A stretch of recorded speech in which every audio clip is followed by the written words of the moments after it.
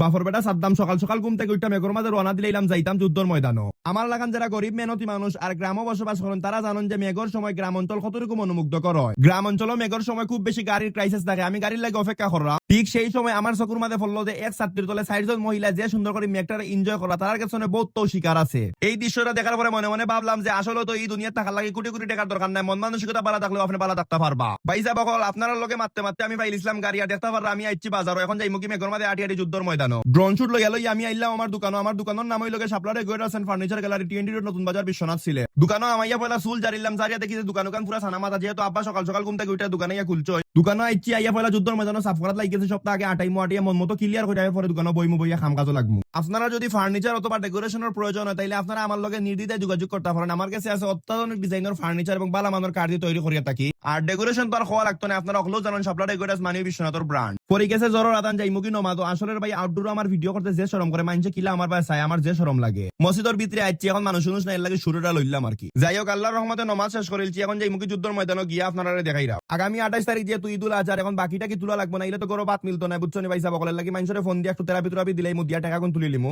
আজকে 23 তারিখ থেকে আগামী 28 তারিখ পর্যন্ত যদি আপনারা আমার দোকানে কোনো কেনাকাটা করেন তাইলে ফ্ল্যাট 10% ডিসকাউন্ট পাইবা। যে সময় মন চায় ওই সময় ডেলিভারি নিবা, কোনো সমস্যা না। তবে অফারটা শুধু ঈদের আগ পর্যন্ত থাকবে, লাগে দেরি না করে তাড়াতাড়ি আমার লগে যোগাযোগ করে লাউকা। মাইনচরে ফোন টোন দিতে দিতে এখন দোকানও কিছু লেখালেখি খাম বাকি রয়েছিল, লাগি গেলাম লেখালেখি করার। লেখালেখি করি আপনার লগে দেখা করলাম, লেখালেখি শেষ করি এখন আর ভালো লাগে না। কত সময় মোবাইলটি পাইলিম, মোবাইলটি পাইয়া তুই আজান পড়ে গেলে যাই কিন্তু নমাজ আজান পড়ে গেছে যাইরাম কি নমাজটা কি আইয়ারে ভাই আপনার লগে দেখা করবো। আমার যে শরম করে মাইনসে খালি আমার মুখে বেক বেকাই আছে। নমাজ শেষ হয়ে গেছে, এখন যাই মুখি আমার যুদ্ধর ময়দানে গিয়া এখন ভিডিওটা এডিট করবো করিয়া তোমাদের আপলোড দিলাম, কারণ আমার দ্বারা আর ভিডিও করা সম্ভব নয়, বুঝছো। কত লম্বা ভিডিও গেছে, আমার ফোনের স্টোরেজ ফুল হয়ে যায়। তো ভালো থাকো, সুস্থ থাকো। আর আজকের ভিডিওটা কি লইছে কমেন্ট অবশ্যই জানাইয়া যাইবা।